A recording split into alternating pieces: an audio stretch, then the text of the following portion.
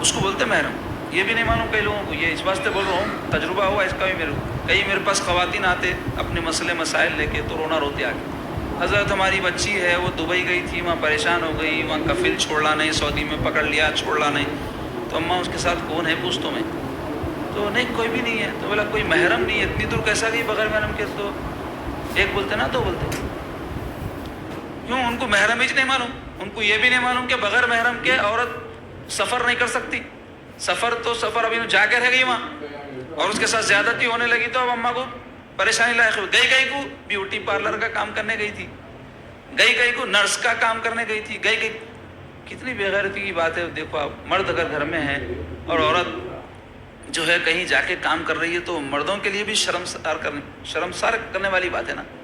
مرد ہوتے ہوئے عورتوں کو جا کے کام کرنا, شہر میں ہی اگر کر رہی ہے کسی کی ماں بہن بیٹی, تو اس کو کیسا گوارا ہو رہا کہ میں مرد ہوتے ہوئے میری بہن جا کے باہر کام کرے, میری بیٹی جا کے کام کرے, میری ماں جا کے کام کرے. کئی بے غیرت ہے ایسی ہمارے پاس, سست کاہل, کچھ کرتے نہ کراتے, گھروں میں پڑے رہتے, عورتیں ان کی جگہ کام کرتی. تو خیر بتانا چاہ رہا ہوں کہ اس طرح سے سفر ہوا کرتا تھا.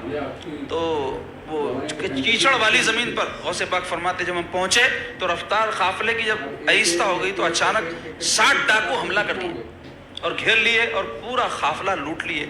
اور غوث پاک رحمۃ اللہ علیہ فرماتے ہیں, ایک ڈاکو میرے قریب آ کر پوچھا کہ اے لڑکے تیرے پاس بھی کچھ ہے؟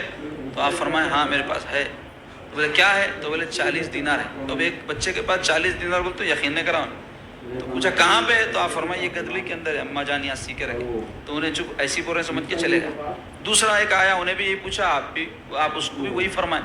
تو اب انہوں دونوں جا کے اپنے سردار سے یہ سارا واقعہ سنا ہے. تو سردار بولا لے کے آؤ اس نوجوان. تو غوث پاک رحمۃ اللہ علیہ کو یہ لوگ لے کے اپنے سردار کے پاس گئے. سردار بھی پوچھا تو آپ وہی بتائے.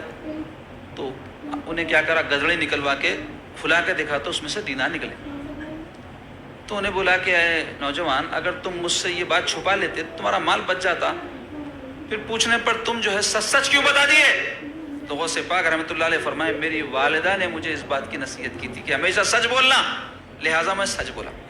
تو یہ سنتے ہی جو ہے وہ انہیں رونے لگا ڈاکو, رو کے کہنے لگا کہ آپ اپنی والدہ سے ایک عہد کیے تھے سچ بولیں گے, اس پر آپ ایسا عمل پیرا ہوئے, اور میں اپنے رب سے کیے ہوئے عہدوں کو روز توڑ رہا ہوں اور اس کی نافرمانی میں لوگوں کو تکلیف دے رہا ہوں.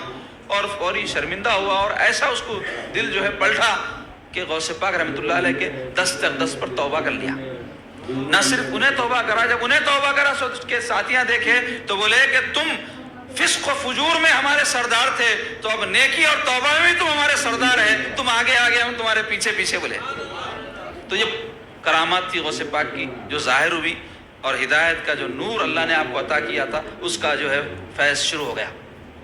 اب آپ جب پہنچے بغداد تو آپ کے واقعات کی جو کتابیں ہیں معتبر, اس میں آیا ہے کہ کئی برس تک آپ وہاں رہ کر علوم حاصل کریں, تفسیر کا علم, تجوید کا علم, قرات کا علم, حدیث کا علم, فقہ کا علم اور منطق کا علم, اور بہت سارے علوم حاصل کیے.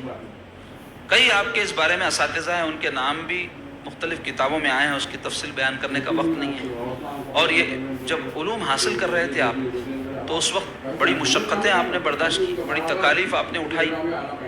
آپ دیکھو غوث پاک رحمۃ اللہ علیہ کیا ہے, اولیاء کے سلطان ہیں, مادرزاد ولی ہیں, اور کیسے کیسے آپ کے برکات ہیں, کیسے کیسے آپ کے فضائل ہیں. اس کے باوجود حضور غوث پاک رحمۃ اللہ علیہ علم سیکھ رہے ہیں, اولیاء کے سردار ہیں اور علم سیکھ رہے ہیں.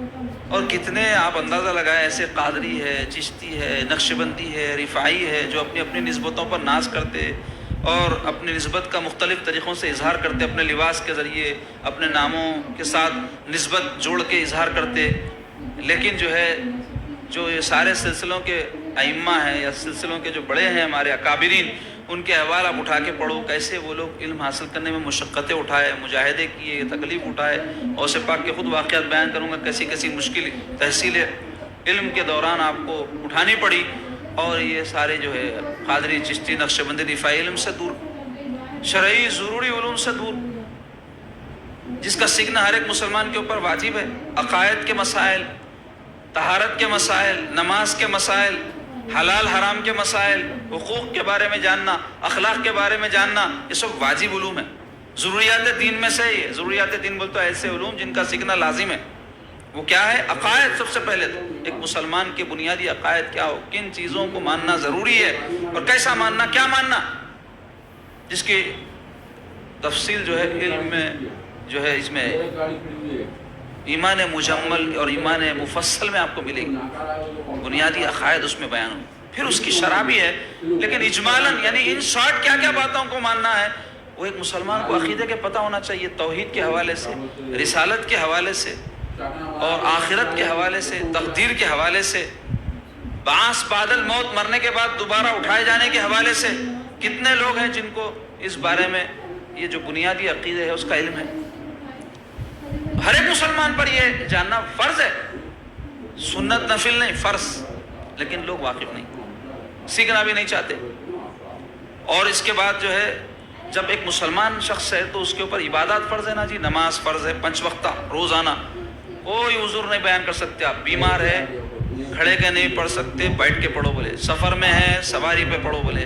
جنگ میں ہے، حالت جنگ میں پڑھو بولے. کوئی حالت ہو جائے، یہاں تک کہ عورتوں کی جو ان کی جو نمازیں چھوٹتی ہیں مختلف موقعوں پر، اس کے بھی احکام ہیں. ساری کچھ اس کے تفصیلات ہیں. لیکن ہمارے اہل سنت والجماعت کی ایک بہت بڑی تعداد ہے جو واقف نہیں ہے طہارت کے مسائل سے. طہارت کبریٰ کسے بولتے، طہارت صغریٰ کسے بولتے، کتنی نجاست ہے کہ جس کے ساتھ آدمی نماز پڑھ سکتا، کتنی نجاست ہے کہ جس کو دفع کرنا واجب ہے، اس کے بعد سنت ہے، مستحب ہے. اس کے احکام ہیں پورے، نہیں سیکھتے. کتابوں میں بھی موجود ہے، ایسی علم نشستیں بھی ہوتی، لیکن دیکھنے میں آتا لوگوں میں اتنا ذوق و شوق نہیں ہے. جبکہ غوث پاک کے غلام ہیں، اور غوث پاک رحمۃ اللہ علیہ 1 برس 2 برس نہیں 10 برس تک آیا ہے کہ یہ علوم حاصل کرتے رہے. تفسیر وغیرہ کے تو علوم اعلیٰ علم ہے، ہر ایک کے اوپر واجب نہیں ہے. علم تفسیر سیکھنا، علم حدیث کے باریکیاں سیکھنا ہر ایک پہ واجب نہیں ہے. فقہ کی تمام مسائل کو سیکھ لے ہر ایک پر واجب نہیں ہے. لیکن طہارت کے مسائل تو ہر مسلمان پہ واجب ہے کہ طہارت ضروری ہے، بغیر اس کے عبادت نہیں ہوتی، نماز نہیں ہوتی. صاحب مال ہے تو زکوٰۃ دینا ہے تو زکوٰۃ کے مسائل سیکھنا واجب نہیں ہے اس پہ. اللہ تعالیٰ پیسے دے دیا حج کو جانے کا، حج کے مسائل سیکھنا واجب نہیں ہے. حرام حلال کہ جس کے بغیر آپ کے عبادت قبول نہیں ہوتی اگر آپ حرام پہ چل رہے ہیں اور حرام حلال اختیار نہیں کر رہے ہیں. تو حقوق ماں باپ کے، رشتہ داروں کے، پڑوسیوں کے، ملنے جلنے والوں کے کتنے حقوق ہر ایک پر عائد ہوتے ہیں، ہر شخص پہ ہوتے. کیا نیک کیا بد ادا نہیں کر رہا گناہ گار ہوگا، لیکن عائد تو سب پہ ہوتے نا. ڈیوٹی ہر ایک کی ماں باپ کے حقوق کیا ہے جاننا کتنوں کو معلوم. اخلاقیات سے متعلق کہ کیا بری خصلتیں ہیں جس سے بچنا ہم کو واجب ہے، اور کیا اچھی خصلتیں ہیں جس کو اختیار کرنا ہمارے لیے ضروری ہے. کتنے لوگ ہیں اس کی طرف توجہ کر رہے ہیں. پیری مریدی کا مقصد کیا ہے لوگوں کو معلوم. اخلاق اپنے اندر پیدا کرنا، اچھی خصلتیں پیدا کرنا، یہ مقصد ہے پیری مریدی کا. شیخ کی صحبت میں رہ کے اپنی اصلاح باطن کرنا، یہ مقصد ہے پیری مریدی کا. کتنے مریداں ایسے ہیں جن کو پتہ ہے یہ بات، انہوں خالی برکت کی بات کر لیتے، سمجھتے یہ کافی ہے ہمارے واسطے دنیا آخرت میں. چلو حسن ظن کی وجہ سے اللہ برکت بھی سلسلے کی دے دے گا، لیکن کیا آدمی کو درجات اعلیٰ حاصل ہوں گے اگر وہ مجاہدہ نہیں کرے گا، محنت نہیں کرے گا، اللہ والوں کے طریقے پر نہیں چلے گا، تزکیہ نفس نہیں کرے گا. تو مختصر یہ کہ غوث پاک رحمۃ اللہ علیہ 10 برس تک یہ سارے جو ہے علوم تفسیر حدیث وغیرہ سب سیکھے، اور یہ سیکھنے کے دوران بڑی مشقتیں برداشت کی ہے. آج آپ بتائیے کہ ہم جو ہے کیا تکلیف اٹھا رہے ہیں علم کے حاصل کرنے کے لیے. فری میں جہاں علم سکھانے کے جو ہے مجالس ہے وہاں جانا لوگوں کو جو ہے توفیق نہیں ہوتی وہاں جانے کی، کچھ جا کے سوالات پوچھنے کی. علماء سے کتنے لوگ ہیں جو مسائل دریافت کر رہے ہیں آپ بتائیے. جہاں بات آتی ہے تعویذوں کی، فلیتوں کی، تو میرا 25 سال کا تجربہ ہے. گھنٹوں لوگ انتظار کرتے ہیں ایک تعویذ کے لیے. دیکھا ہوں میں ایک مرتبہ خالی پھکانے کے واسطے دیکھا ہوں، گھنٹوں انتظار کرتے ہیں، کیونکہ ہمارے پاس تو لائن لگا کے بیٹھنا پڑتا، نمبر لے کے بیٹھنا پڑتا. تو میں دیکھا ہوں کہ 2-2 3-3 گھنٹے خالی ایک پھوک کے واسطے بیٹھتے. اور کتنی محنت ہو رہی علم کے حاصل کرنے کے واسطے، بتاؤ جو ضروری ہے. اگر کسی کو پتہ چل جائے کل میرے کو امریکہ کا ویزا لگ سکتا ہے، میں یہ کورس اگر کر لوں، تو کتنے ہمارے نوجوان ہیں مر جاتے ہیں اس کی خاطر، اور جو ہے اپنے ساری کوشش کر کے وہ کورسز سیکھتے. کیا بولے تو امریکہ کا ویزا لگ جاتا، جنت کا ویزا ہے سمجھتے. ایسا ان کا جو جوش اور جذبہ میں دیکھا ہوں. کیوں ہے؟ دنیا ہماری نظر میں اہم ہو گئی. جن کی نظر میں آخرت اہم ہوتی ہے انہیں دین کا علم سیکھنے کی طرف توجہ کرتا ہے، اور اس کے لیے جو محنت ہے وہ کرنے تیار ہو جاتا ہے. تو غوث پاک رحمۃ اللہ علیہ کے مریدوں، خواجہ غریب نواز کے مریدوں، ان کے عقیدت مندوں، مرید کسی سلسلے میں نہیں بھی ہے تو عقیدت مند تو ہے نا، کسی نہ کسی بزرگ کے ہوں گے. تو ان کی عقیدت و محبت کا تقاضا یہ ہے کہ ان کی پیروی کی جائے اور وہ جیسی زندگی گزارے ویسی زندگی گزاری جائے. تو آپ دیکھو غوث پاک رحمۃ اللہ علیہ فرماتے ہیں کہ دوران طالب علمی میرے والدہ معظمہ نے جو کچھ رقم مجھے دی تھی وہ آہستہ آہستہ خرچ ہو گئی، اور پھر اتفاق سے اس وقت ان علاقوں میں قحط بھی پڑ گیا. قحط بول تو بارش نہیں ہونے کی وجہ سے فصل نہیں ہوتی. اب آج کل کے جیسا نہیں ہے، پانیوں کے اسٹاک ہیں، سب بڑے بڑے ڈیما بنا کے رکھ لیے، کھانے پینے کے چیزوں کے اسٹاک ہے. 10 سال کا اسٹاک ہمارے ملک میں موجود ہے اناج کا، 10 سال تک بھی نہیں پکا ہے تو سارا محفوظ کر کے رکھے ہیں. دوسرے ممالک میں اس سے بھی زیادہ ہوگا.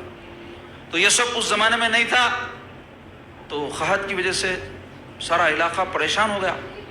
تو آپ فرماتے ہیں کہ جب میری رقم خرچ ہو گئی تو کھانے کے لیے کئی دن تک فاقے کی نوبت آتی تھی، اور میری غیرت یہ گوارا نہیں کرتی تھی کسی کے آگے ہاتھ پھیلاؤں. دیکھو یہ بھی بزرگان دین کا طریقہ ہے، آدمی تکلیف مصیبت ہو تو برداشت کرنا، لوگوں کے آگے ہاتھ نہیں پھیلانا. لوگ اس کو برا نہیں جان رہے ہیں آج کے دور میں، بلکہ بعض لوگ تو ہاتھ پھیلانے کو پیشہ بنا ہے، طریقہ اسٹائل بدل دی. خالی کوئی مسجد کے پاس بیٹھ کے بھیک مانگتا ہے تو اس کو ہم مایوس سمجھتے.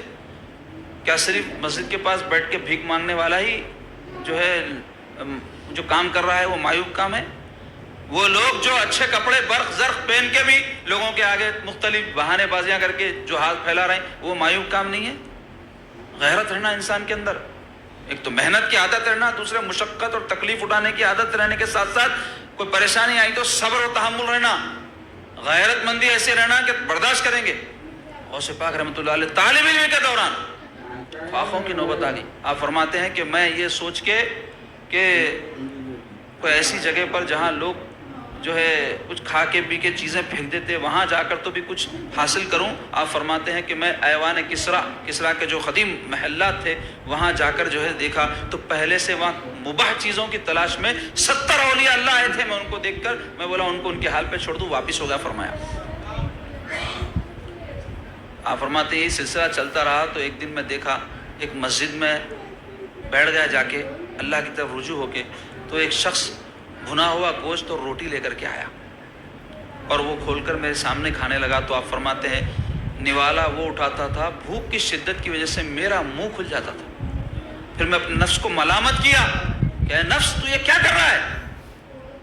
تو اس شخص کی میرے اوپر نظر پڑی تو وہ اپنا کھانا لے کر کے میرے قریب آیا اور پوچھا کہ آپ کا نام کیا ہے؟ تو غوث پاک فرمایا میرا نام عبد القادر ہے. تو وہ کہنے لگا آپ کہاں کے رہنے والے؟ تو غوث پاک فرمایا میں جیلان کا رہنے والا ہوں، بغداد میں تعلیم کے لیے آیا ہوں. تو یہ سنتے ہی کہنے لگا کہ آپ عبد القادر جیلانی ہیں؟ تو آپ فرمائے ہاں. تو اس پر وہ کہنے لگا کہ میں آپ ہی کو کئی دن سے تلاش کر رہا تھا، آپ کی والدہ معظمہ مجھے رقم دیے تھے آپ کو پہنچانے کے لیے. میں آپ کو تلاش کرتے کرتے دن میرے سفر کے بڑھ گئے تو میرے پاس جو کچھ میرا خرچہ تھا وہ پورا ختم ہو گیا. تو آپ کی والدہ کے بھیجے ہوئے پیسوں میں سے میں بھوک کی وجہ سے یہ کھانا خرید کر 2-3 دن سے فاقہ تھا تو یہ کھانے کے لیے بیٹھا تھا، آپ میرے کو مل گئے. وہ کھانا حضرت کی خدمت میں پیش کر کے بولا یہ آپ کے پیسوں کا کھانا ہے، یہ کھانے کے مالک آپ ہے، آپ تناول فرمائیے. تو اللہ تعالیٰ اپنے اس محبوب کو کسی کا محتاج ہونے نہیں دیا. حضور غوث پاک رحمۃ اللہ علیہ فرمایا تم بھی اس کھانے میں شامل ہو جاؤ. تو وہ کہنے لگا بے شک آپ مالک ہیں، میں آپ کا مہمان ہوں. اس میں سے انہیں بھی جو ہے چند لقمے کھایا غوث پاک کے اس کھانے میں سے. تو ایسی صعوبتیں، ایسی مشقتیں، ایسی تکالیف اب طالب علمی کے دوران اٹھائے. کون ہے؟ غوث پاک رحمۃ اللہ علیہ، مادرزاد ولی قطب الاقطاب محبوب سبحانی. تو عزیزو ایسی ذات گرامی کے ہم مرید ہیں جن کے لیے، ایسے مریدین کے لیے کتنی بشارتیں ہیں غوث پاک رحمۃ اللہ علیہ کی، اٹھا کر پڑھیے کتابوں میں. آپ فرمائے میرا مرید بغیر توبہ کے نہیں مرے گا فرمائے. اور فرمایا مریدی لا تخف، مریدی تو گھبرا مت، اللہ ہمارے ساتھ ہے فرمائے. کیسی کیسی بشارتیں مریدین کے لیے. تو مریدین کے لیے جب بشارتیں ہیں تو ہم سچے معنوں میں مرید تو بنے ان کے اور اس بشارتوں کو حاصل کریں. اب جب یہ تعلیم کا سلسلہ ختم ہوا تو آپ مجاہدات کی طرف گئے، اور یہ پوری ترتیب ہے، یاد رکھو غوث پاک کی زندگی ہمارے لیے مشعل راہ ہے، بہترین پاکیزہ زندگی ہے جس کو قدم قدم پہ ہم قادری، ہم کو پیش نظر رکھنا ہے. تو تحصیل علم پہلا مرحلہ زندگی کا، اس کے بعد مجاہدات دوسرا مرحلہ. مجاہدات بھی ایسے ویسے مجاہدات نہیں، معمولی مجاہدات نہیں، ایسے عظیم مجاہدات کیے ہیں آپ. 1 سال 2 سال نہیں، آپ کے واقعات میں آیا ہے 25 سال تک آپ فرماتے ہیں میں عراق کے بیابانوں میں مجاہدات کرتا رہا. آپ فرماتے ہیں اس وقت میرے پر عجیب عجیب کیفیتیں طاری ہوتی تھی، اتنے میں مجاہدات کیا کہ جنات میرے پاس علم حاصل کرنے کے لیے آتے تھے. فرمایا آپ ایسے مجاہدات کرتے تھے، کئی رات آپ ایسا جاگتے تھے کہ عشاء کی نماز کے ساتھ فجر کی نماز ادا فرماتے تھے. اور آپ فرماتے ہیں میں کئی مہینوں تک یہ عہد کیا کہ میں کوئی چیز پیوں گا نہیں، تو صرف میں ساگ پتے جو ہوتے ہیں وہ کھاتا تھا، پیتا کچھ بھی نہیں تھا. اور آپ فرمائے کئی مہینوں تک میں صرف پیتا تھا، کھاتا کچھ بھی نہیں تھا، صرف پانی وغیرہ پی کے گزارے. اور کئی دنوں تک آپ فرمائے کہ میں نہ کچھ کھاتا تھا نہ کچھ پیتا تھا. ایسے سخت مجاہدات کیے. اور آپ فرماتے ہیں مجھ پر ایسی کیفیت طاری ہوتی تھی، کئی دن تک میں جو ہے صرف بھاگتا رہتا تھا. آپ فرمائے ایک موقع پر مجھے ایسے یہ حال ہوتا ہے جو بزرگوں پر طاری ہوتا ہے، یہ قلبی واردات ہوتے ہیں ان پر جو طاری ہوتے ہیں، اس کی وجہ سے ان کے ساتھ یہ معاملات ہوتے ہیں. تو آپ فرمائے کہ میں کئی دن تک بھاگتا رہا. بعد میں جب مجھے ہوش آیا تو میں نے دیکھا کہ جس مقام پر میں پہنچا تھا وہ جس مقام پر میں رہتا تھا وہاں سے 12 دن کے فاصلے پر تھا. آپ فرماتے میں چلتا بھاگتا رہا خالی.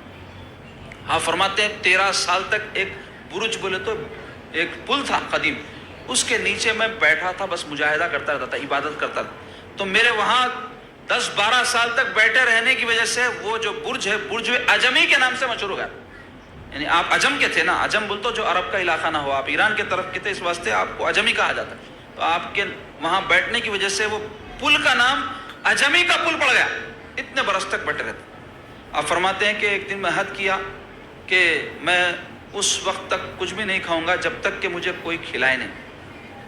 تو آپ فرماتے کئی دن گزر گئے اور میں کچھ نہیں کھایا جیسا کہ میں نے عہد کیا تھا. یہ اللہ والے اپنے نفس کو مغلوب کرنے کے لیے اس طرح کے مجاہدات، اس طرح کے عہد، منتیں جس کو بولتے ہیں، ہمارے پاس منت بولتے ہیں نا، میں اتنی نماز پڑھوں گا، اتنے روزے رکھوں گا. تو بزرگان دین اپنے نفس کو جو ہے مغلوب کرنے کے لیے اس طرح کے جو ہے منتیں کر لیتے.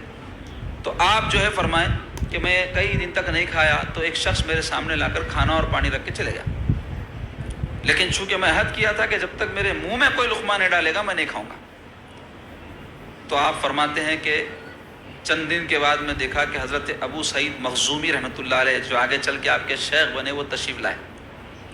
اور وہ تشریف لا کے مجھے فرمائے کہ اے عبد القادر میرے ساتھ چلو. آپ ان کو لے کر کے اپنے گھر پہ گئے اور اپنے دست مبارک سے انہوں نے مجھے نوالے بنا بنا کر کھلائے. تو جیسے جیسے آپ فرماتے میں نوالا کھاتا جاتا تو وہ نوالا میرے پیٹ میں اترتا تو میں محسوس کرتا کہ ایک نور ہے جو میرے قلب میں داخل ہو رہا ہے. پھر آپ اپنے شیخ سے بیعت کیے تھے، ابو سعید مخزومی رحمۃ اللہ علیہ سے مرید ہوئے. اور حضرت ابو سعید مخزومی رحمۃ اللہ علیہ مرید کرنے کے بعد آپ کو خرقہ خلافت عطا فرمائے. خرقہ ایک طرح کا لباس ہوتا ہے جو شیخ اپنے کسی خاص مرید کو، جس کو جانشین بنانا ہوتا ہے، جو ان کے شیخ ان کو عطا فرمائے وہ دیتے ہیں، اس کو کہتے ہیں خرقہ. تو یہ بزرگان دین میں، صوفیاء اکرام میں، اولیاء اللہ میں طریقہ رہا ہے، تبرک ہوتا ہے یہ، اور اس کے بڑے برکات ہوتے ہیں. تو غوث پاک کو جو خرقہ حضرت ابو سعید مخزومی آپ کے شیخ نے عطا فرمایا تو اس وقت یہ ارشاد فرمایا آپ کے اے عبد القادر یہ وہ خرقہ ہے جو رسول پاک علیہ الصلوۃ والسلام نے سیدنا علی کو عطا فرمایا تھا، اور انہوں نے حضرت امام حسن بصری جو ان کے خلیفہ ہیں ان کو عطا فرمایا تھا، اور دست بدست مجھ تک پہنچائے. اب وہ میں خرقہ آپ کو عطا کر رہا ہوں.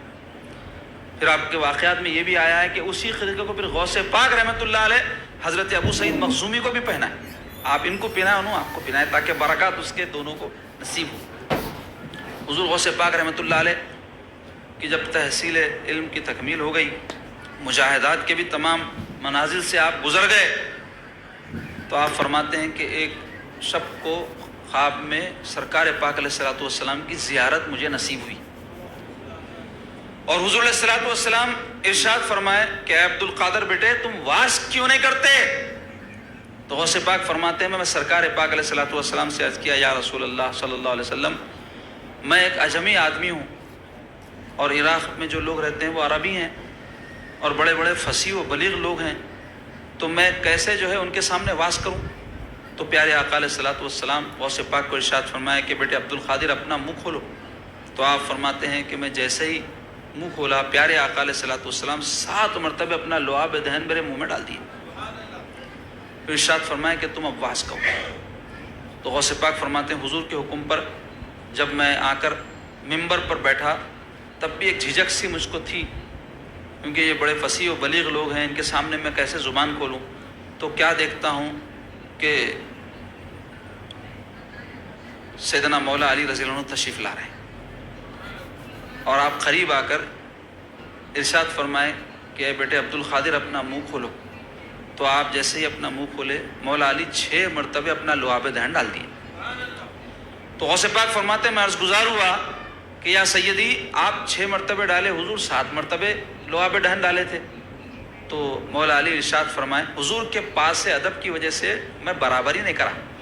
حضور 7 مرتبہ ڈالے تو میں کیسا ڈالوں، اس واسطے 6 مرتبہ ڈالوں. غوث پاک فرماتے ہیں اس کے بعد میں جو ہے واز کرنا شروع کیا تو لوگ میرے پاس آ کر بیٹھنے لگے، میری باتیں سننے لگے، اور لوگوں کا مجمع میرے قریب ہونے لگا.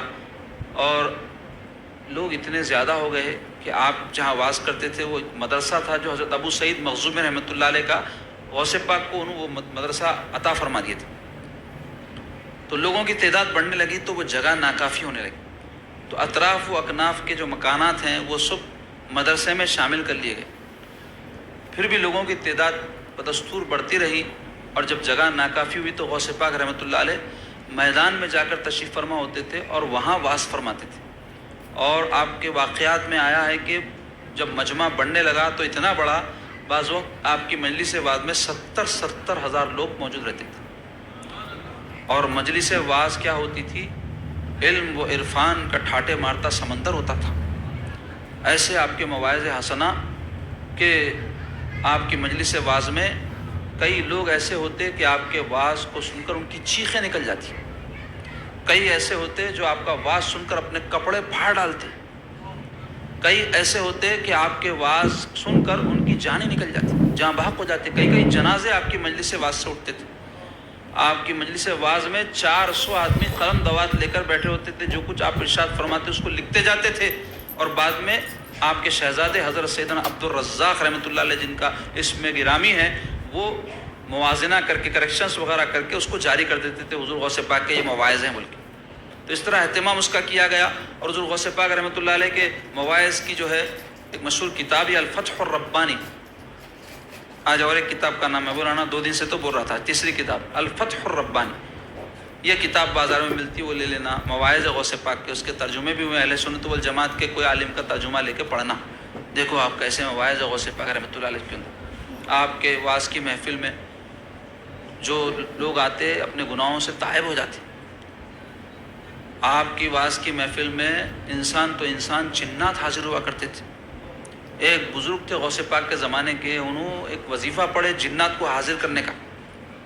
اب وہ وظیفہ انہوں پڑھے لیکن جنات حاضر نہیں ہوئے. بعد میں آئے جنات تو آپ ناراض ہو کے پوچھے میں وظیفہ پڑھا تھا تم لوگ آئے کیوں نہیں؟ تو وہ لوگ کہنے لگے ہم حضور غوث پاک کی مجلس واز میں گئے تھے.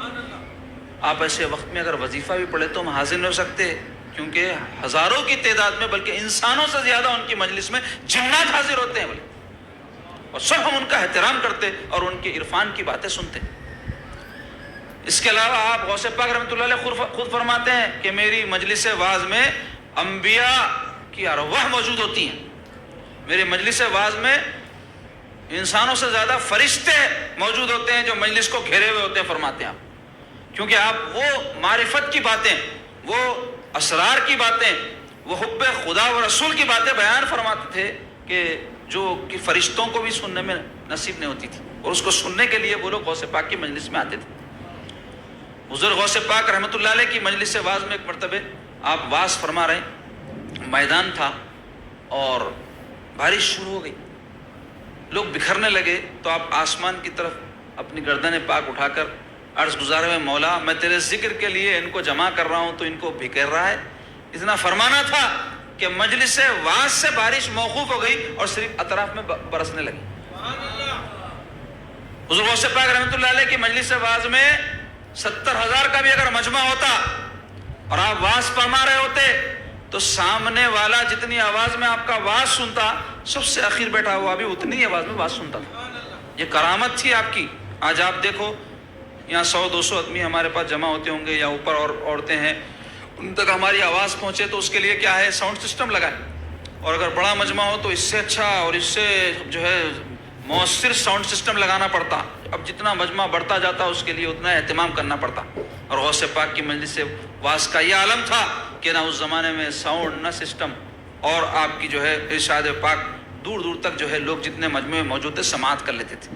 یہ کیوں ہوتا تھا؟ اس واسطے کہ روحانیت اس میں غالب ہوتی تھی.